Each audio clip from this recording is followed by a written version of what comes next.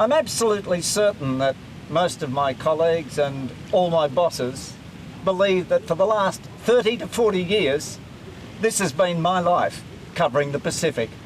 Unfortunately, it's rarely been like this. The militants they terrorised Papua New Guinea government. Storm surges Been based in Bougainville. Finding riches. 20 years at the helm. Sean Dorney in Rabaul. Sean Dorney on Manus Island. Sean Dorney, Port Moresby. For more than 4 decades, Papua New Guinea was my home base.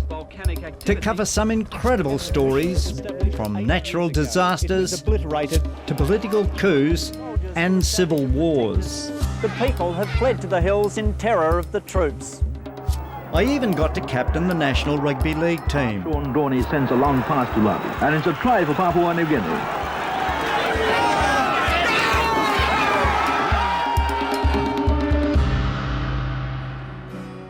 Now I'm back in Australia and facing my toughest assignment yet, trying to beat a deadly disease. While I still can, I'm determined to show you the Papua New Guinea that few Australians get to see, and a place I have come to love.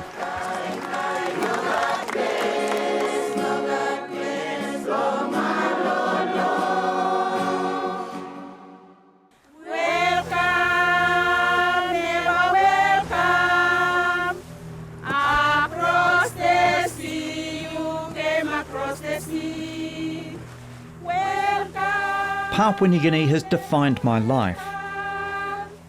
I've known it since before independence in 1975 as a reporter, husband and a father.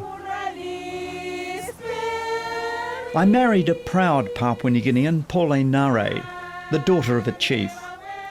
And we're heading back to her remote home village, Toulouse, on, of all places, Manus Island.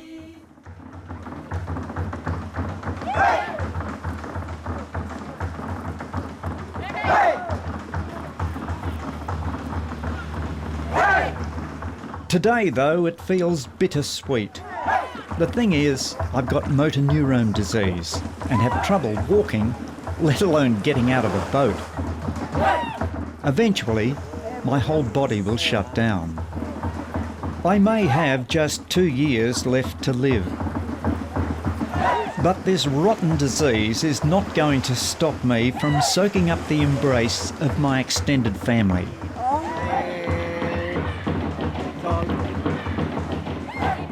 Over the years, I've always loved coming back here to Pauline's village. This may be the last time, but the thing that is so good about coming back here is you actually get to meet the Papua New Guineans who live this village lifestyle. 80% of Papua New Guineans still live in their villages. And when you come to a village like this, you see the resilience of the people. They look after themselves, they feed themselves, they get the fish from the sea, they get the food from the gardens. And this is the real strength that Papua New Guinea has. And it's one of the reasons I love the place. It was a completely different lifestyle. A lifestyle in which I think many of us always sort of just took for granted. Walking to school, walking back. I had the type of freedom that I wish I would provide to my grandchildren. It's a very idyllic lifestyle. The economists say PNG has high unemployment and widespread poverty, but there's no hunger here and everybody works. I much prefer the term subsistence affluence.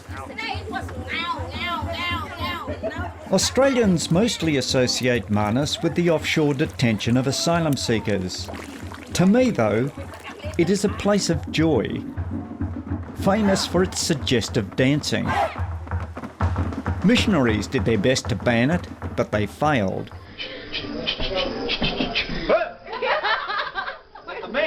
After I saw it first, back in the 1970s, it became my signature party trick. I'm no longer up to its more vigorous moves, but even with a walking stick, one can but try.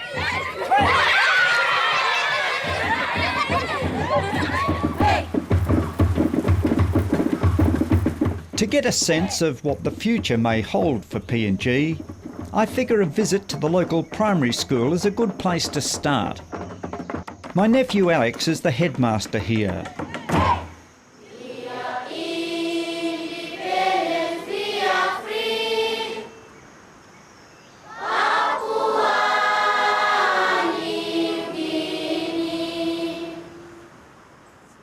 I'm so pleased to be here.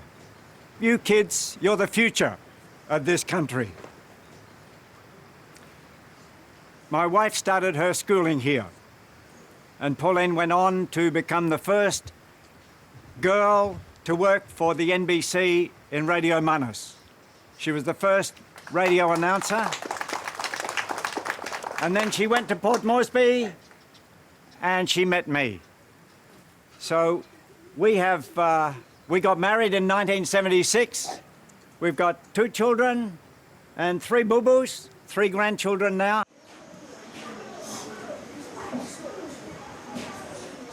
Alex is an exceptional teacher, with his students at previous schools topping the province.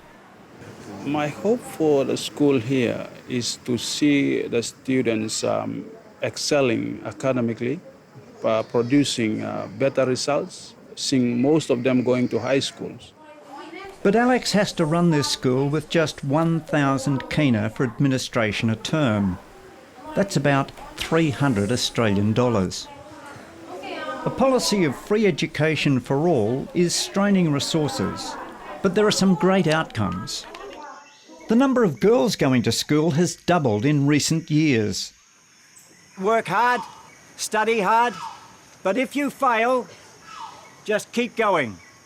I went to university to do economics, and I failed every subject in my first year university because I concentrated too much on playing rugby league. But I kept going and I got a job with the ABC, and eventually I became one of the ABC's foreign correspondents.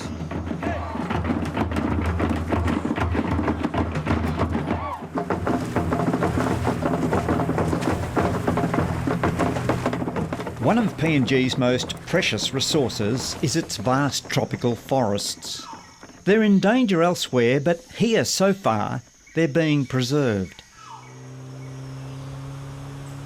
2 beautiful rivers, Yiri and Ossiu, define the boundaries of Pauline's people's land. They're pristine. There are crocodiles here, and lining the banks, sago trees, one of the stable sources of food here. There are other trees, of course, tropical hardwoods much prized by the logging industry. The spokesman for the Tulu Conservation Group, Otto Ch'on, tells me they've seen what's happened elsewhere. We have a village nearby us, Red Village, where there is a logging company operating in the meantime or at the moment. There have been talks here, or we have been discussing if they could come in to log our area, but so far we have not agreed. We have decided not to engage them.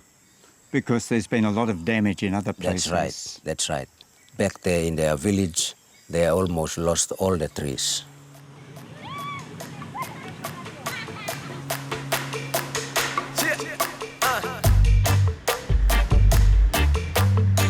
A world away from Tulu, the capital, Port Moresby, is bursting at the seams.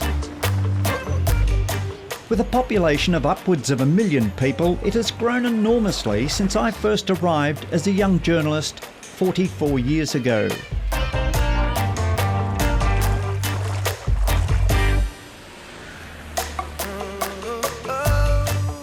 Crime was already an issue then, but these days it's worse, and security is a growth industry. This is the ABC's Port Moresby Bureau, from where I covered a multitude of stories. There was the volcano that destroyed much of Rabaul. Course towards the next eruption. I accept the nomination with great Political crises that regularly saw prime ministers thrown out through motions of no confidence. Almost the entire government has defected to the opposition. and the horrific tsunami that killed 2,500 people in the West Sepik province. We had 311 children, so that I have lost half of my children already. It's probably 150 or a bit above the 160. And they're dead? They are all dead, yes. Because I built a school up, and it's now a level 5 school, and I've lost everything. Joe, my wife is from a village very like this one, right next to the coast, right next to the sea, and I don't know how they would have survived something like this.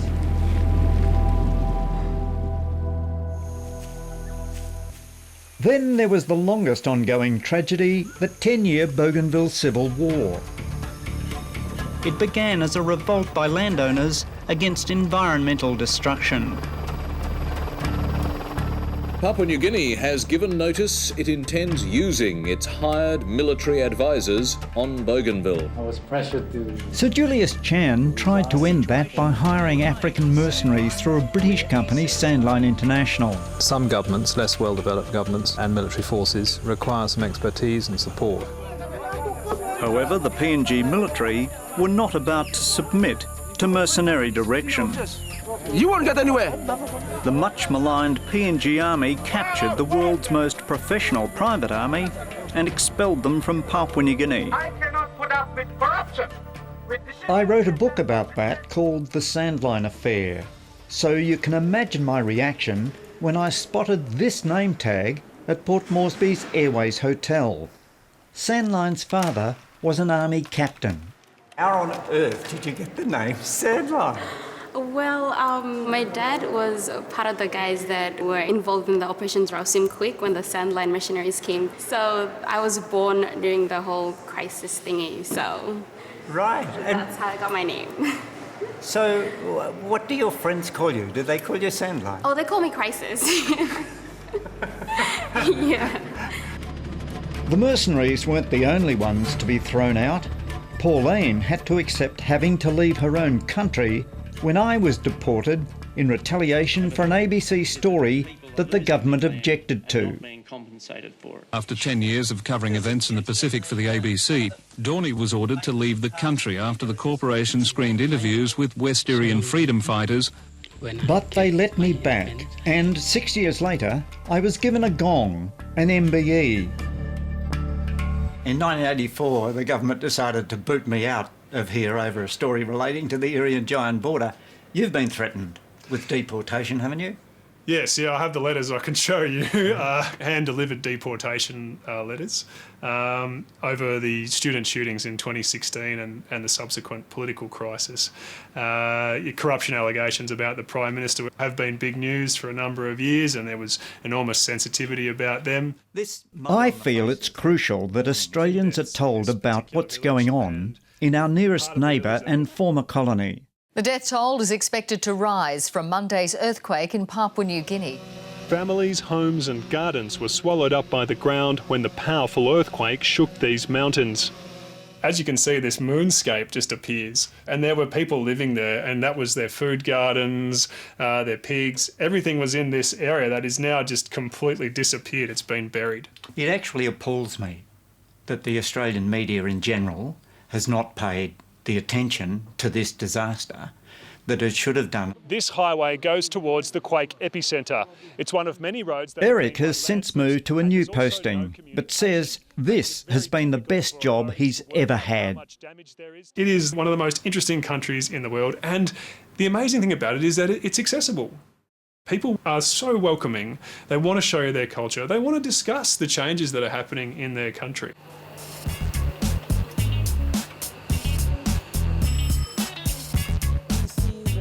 One of PNG's strengths is its lively local media. There are 2 competing national daily newspapers, some weeklies and a number of radio and television stations. Tanya Nugent has her own local television talk show. She left behind a promising career in Australia to return home. And she's furious about how most of the Australian media ignored that recent devastating earthquake. I Googled everything, and the more I Googled, the more angry I got. In this instance, I just really felt frustrated and very sad. You know, I started wondering why. Why is Australia ignoring us? The standoff continues between hundreds of men at the Manus Island Detention Centre. Manus Island's riots left 1 dead and at least 69 injured. There does seem to be one exception. The asylum seekers on Manus get quite a deal of coverage. None of it flattering to PNG. With all asylum seekers and refugees here. Prime Minister O'Neill defends the deal he struck. If I did not offer the solution, there will be certainly more deaths of children and all the people on boats who were going to Australia. Travelling and smuggling of people from Indonesia and other parts of Asia to Australia would not have stopped. So we offered it as a humanitarian effort to try and stop that.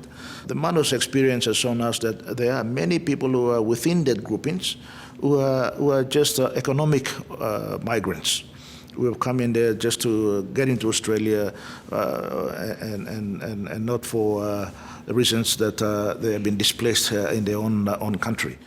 But the father of the nation and 3-time Prime Minister Sir Michael Somare is no fan of the asylum seeker deal.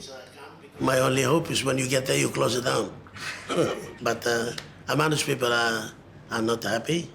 I think what Australia could have done is more consultation with the leadership of Manus, and there are other places where they could have put these people, refugees, yeah, or somewhere in northern part of Western Australia or Northern Territory.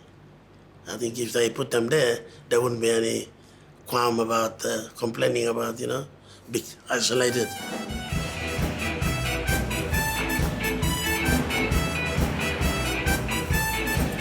It's not Manus that preoccupies most people here. They're more interested in the footy. In a country that speaks 860 distinct languages, Rugby League is a great unifying force. It's become the national sport. Last year, the PNG Hunters won the Queensland Rugby League competition to national euphoria. I may not look it now, but I had great success as a Rugby League halfback in the 1970s in PNG. Sean Dorney sends a long pass to Labi, to hooker John Wagambe, to Buboy, and it's a try for Papua New Guinea. I represented the national side, the Kumals, in 5 games, having the great honour of being elected captain by my PNG teammates in my final game in 1976. This name, Sean Dorney, has a certain resonance in Papua New Guinea. It's a little embarrassing at times, but it's such an honour to, this may sound egotistical, to be so well regarded in Papua New Guinea. Along with marrying Pauline, being a past Kumal captain has given me a profile in this country that was invaluable as a journalist. But she was actually horrified the first time I invited her to watch me play. I was so shocked, and I ended up sitting in the ladies' toilet for the rest of the game because I was just shaking, thinking, do they call this sport? This is not sport. This is a bunch of dogs fighting over chicken bones. Oh, well done. Dikinaboge is one of my former Kumal teammates. His nickname, 10 Gun. We haven't seen each other for 30 years, and he was upset to see how feeble I have become. This guy was one of the best footballers Papua New Guinea has ever seen. We end up playing for the Kumals together. Yeah, long time, huh? Yes, sir. Brother. Nice to see you. Yeah. His team, the Hawks, won the premiership in '74. It took us 2 years to actually get back and beat them and win the premiership. Oh, mate, so good to see you. Oh. And then rolling your hand over and back. I first noticed my MND symptoms while playing social touch football. I had really slowed up. My GP thought it might be tendons, but it was much more than that. So we usually do... Because what I noticed too is that the wrist is quite weak. After 3 or 4 efforts, it gets really difficult. Yep. Yeah. I mean, drinking is a two-handed operation and shaving is now a two-handed operation. The neurologist who took up my case is one of the best, Dr. Robert Henderson. Can I ask you about MND? What basically is it? In nuts and bolts, it causes muscle weakness. That's progressive, and for most people, it's quite quickly progressive to death over 2 to 3 years from respiratory failure. And the trouble is our body's got this big reserve of strength, and you don't see changes until you sort of hit the edge of the cliff. So it's just... Yep, coming straight, yep. I am now attending regular exercise sessions at the Wesley Hospital in Brisbane. And breathe. But I had a welcome break at Toulouse, where Pauline and I could be serenaded.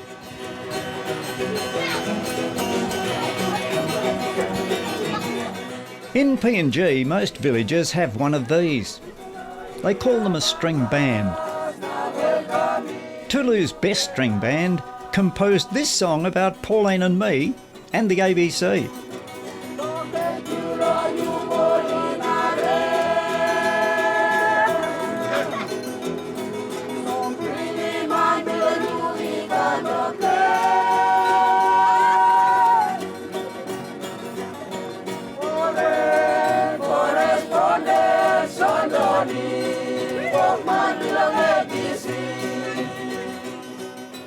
Having somebody like you, for so many of us journalists in Papua New Guinea and across the Pacific, paved the way for us, set a benchmark for us, really. Like that was the mark. We're proud that you married a Papua New Guinean woman and not a Fijian or a Samoan. It's just been a blessing and it's been an honour, and we love you so much, Sean. Thank you. Pauline, though, keeps my feet firmly planted. She's definitely not one to join all the others in telling me I'm a great bloke. Ah, yeah. Conniving, never home. Yeah, forgets people's birthdays, you know. Yeah, it's never considerate. I believe that I married down instead of up. You did.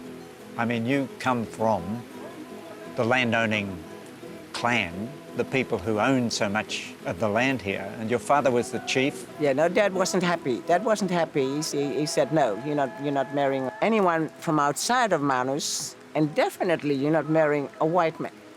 But when we did get married, and I paid the bride price, I always felt very welcomed in the village. So did someone convince him? I did. I told him that he should be thankful that you actually had gone and taken every penny that you had in the bank and given it to him.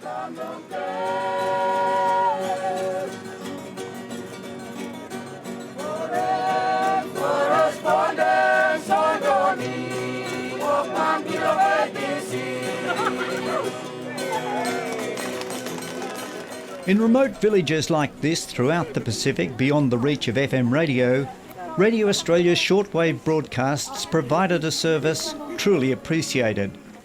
It's gone now, but it's fondly remembered.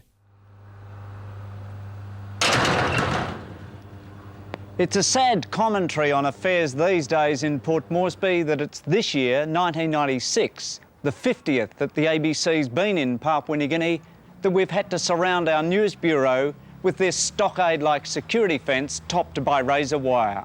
5 break-ins in recent years forced that upon us. But there's a lot more to Papua New Guinea than crime, and the ABC is determined to keep providing you with much more than a trite, one-dimensional portrayal of this most complex of nations.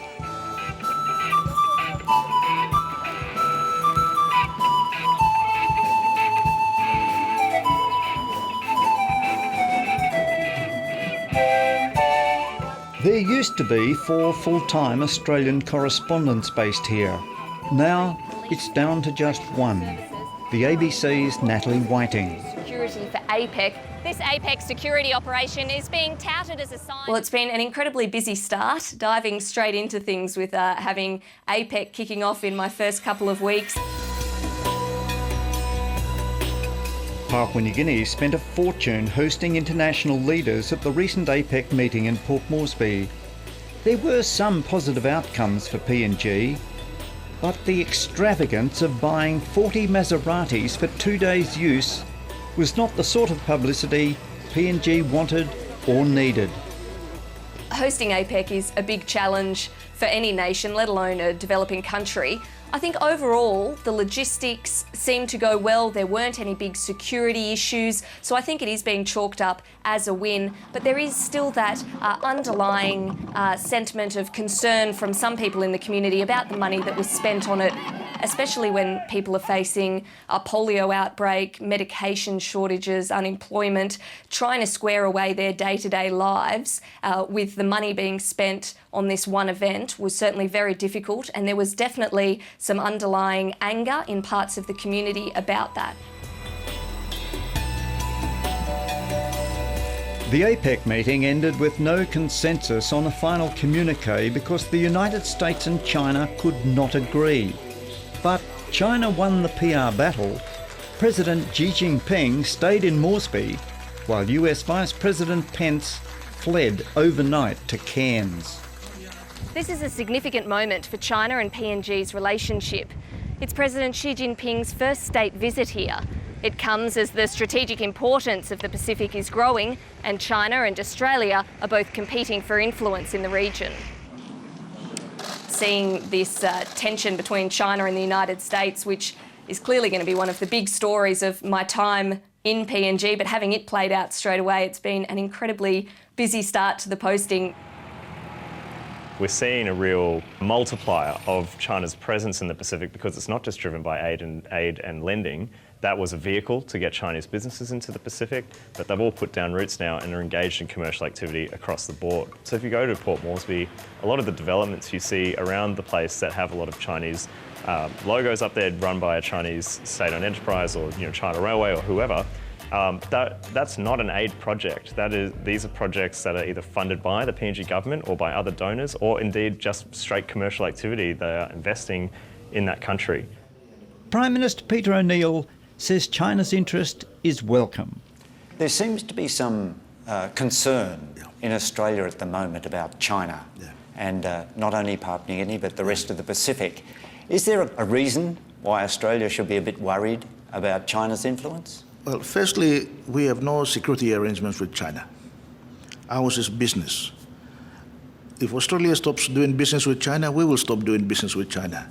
But I think everybody's doing business with China. We have to continue to export our resources like oil and gas and copper and gold to China like Australia and everyone else.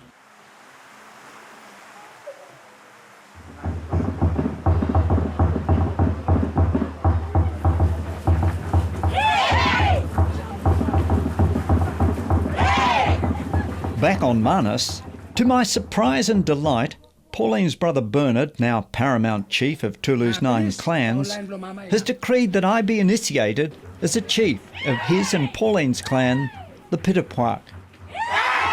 This is a real honour. It's never been done before for an outsider. Augustin, the clan spokesman, seemingly berates Pauline for having left the village. But then he welcomes us back.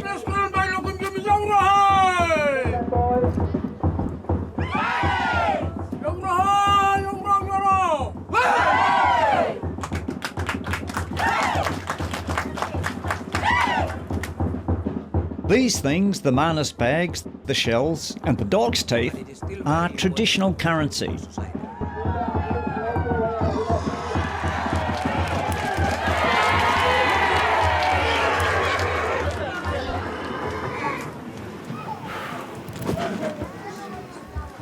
Lewa below me, Emi beat ya.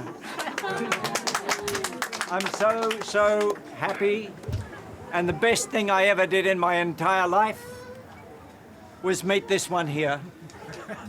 Pauline. She has been the greatest wife you could imagine. I perhaps have not been the best husband. It has been a wonderful thing for me to have visited the village, stayed here over the years a number of times, but also being married to Pauline has given me an understanding of Papua New Guinea that other reporters do not have. And so I would just like to thank everyone here for being so friendly and so happy, and also for laughing when I try and do the manas dance.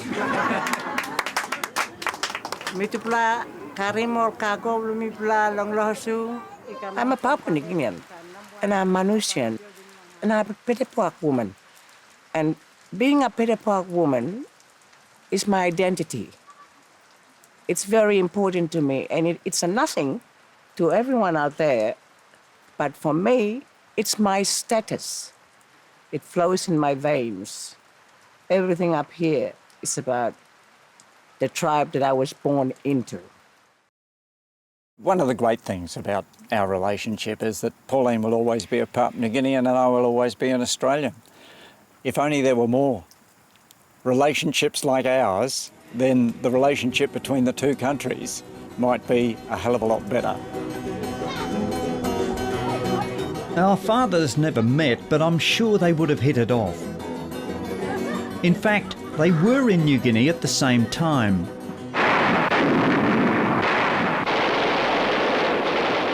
It was the Second World War, and Manus was known as the Admiralty Islands. Striking suddenly in the southwest Pacific, General MacArthur leads combined sea, air and land forces against the Admiralty Islands, just north of New Guinea. The Americans took Manus back from the Japanese. Pauline's father had been put to work as forced labour building an airstrip. The airstrip and the landscaping were all done by the natives. My father too ended up in PNG during the war as a doctor with the Australian Army. This is some actual footage of him tending to the wounded in a jeep. Allied doctors worked unceasingly in fever-laden heat. He had been captured by the Germans on Crete, but incredibly, after escaping from his prisoner of war camp, he made his way back to Australia and then came up here to face the Japanese.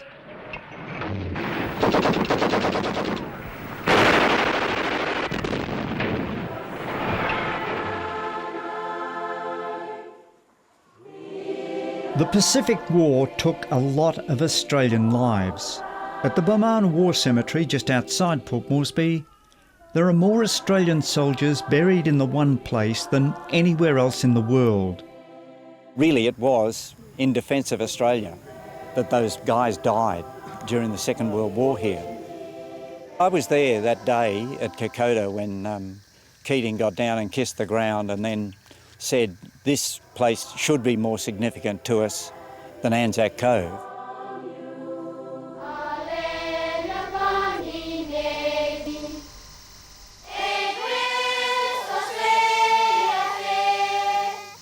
This was the place where I believe the Australian nation, the depth and soul of the Australian nation was confirmed. When Kokoda was recaptured and the enemy driven out, the immediate threat of a battle for Australia was averted.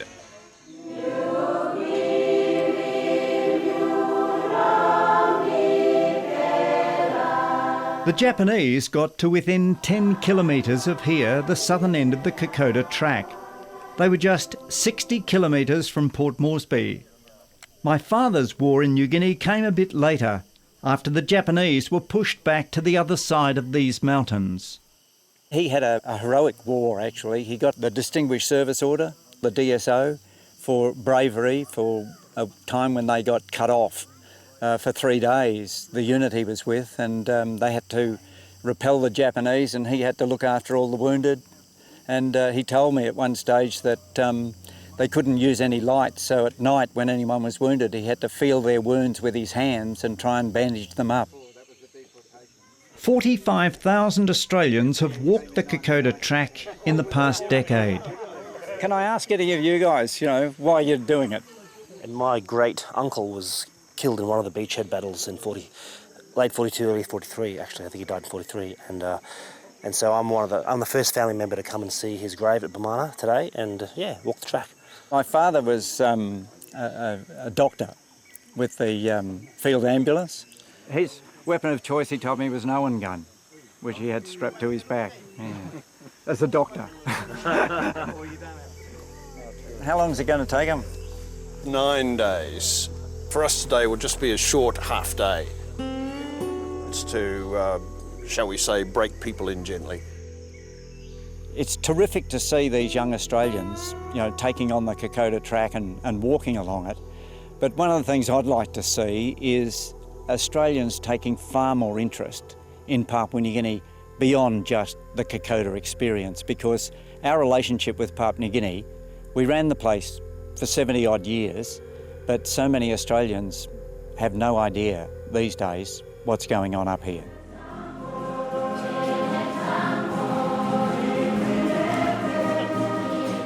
Despite the strong tribal traditions, the major Christian religions remain hugely influential in PNG. Of a Sunday, almost everyone seems to go to church. My mother would have approved.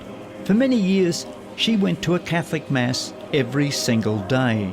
Lord Jesus, Jesus, Jesus, be like, come stop, come stop, come stop, what I do.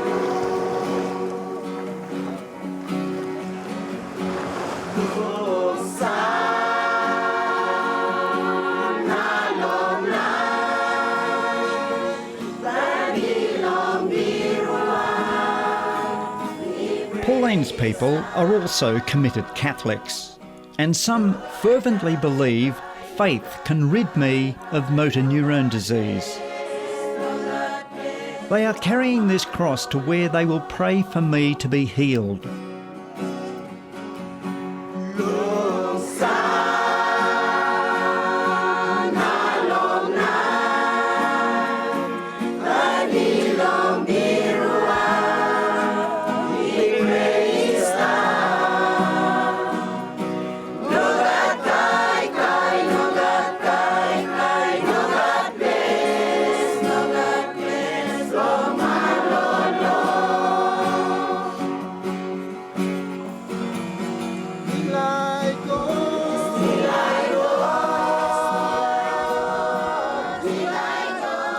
Back home in Brisbane, I have volunteered to help the scientists search for a cure for motor neurone disease. But no amount of high-tech medicine can match this passion.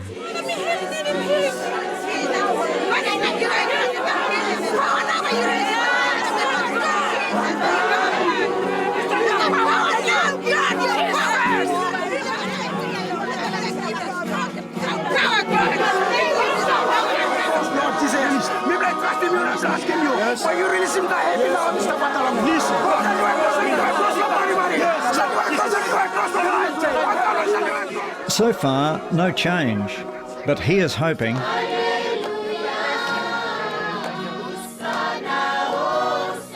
Well, you called from Sydney and said, "Oh, Pauline, the diagnosis is MND." I mean, I just dropped everything, and I sat down. I had a good cry. But this is not the end of it. We're going to fight this. Hey, we've been down there, we come up, we dig ourselves out of it, and look, we just can't let things like that take you down. We've got to keep going. Yes. Hosanna, Hosanna, Hallelujah.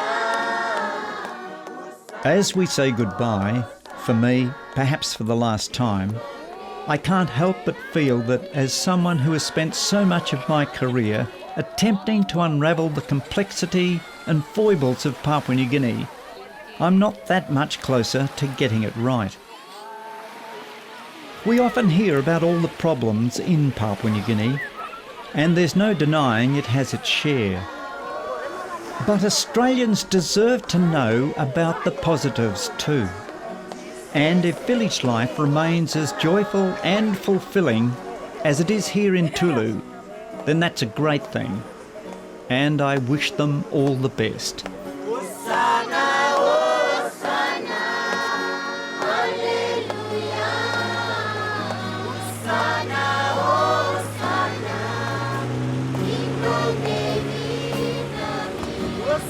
China.